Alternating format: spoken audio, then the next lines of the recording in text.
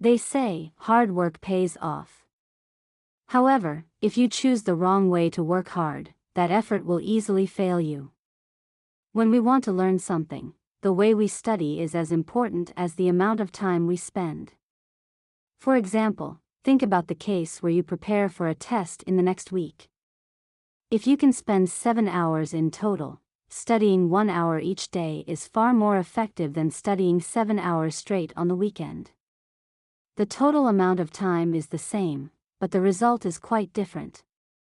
The latest findings from science have shown effective learning strategies.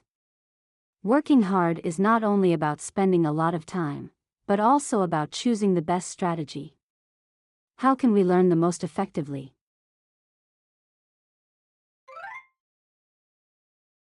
Put simply, effective learning has to include the following 2 things.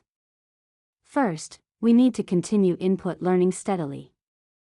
It is better to study regularly with intervals in between, rather than cramming all at once.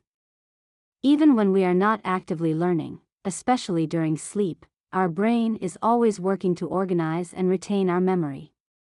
We need to repeat this cycle of studying, resting, and studying again. Also, we can tell our brain that this is important information by repeating the same thing with intervals. Secondly, we should have some output practices. For example, you can take tests early on, explain the knowledge to someone else, or recall your understanding in your mind. It is tough to recall what you have learned from memory, but the effect is remarkable.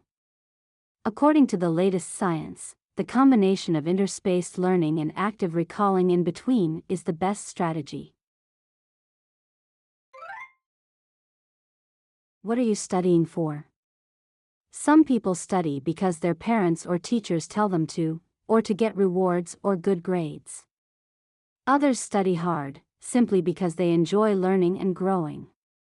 Motivation is one of the most important factors for academic success. Let's say there are 2 students studying hard to become doctors. One of them is driven by the desire to help people, and the other is studying because their parents want him or her to be a doctor.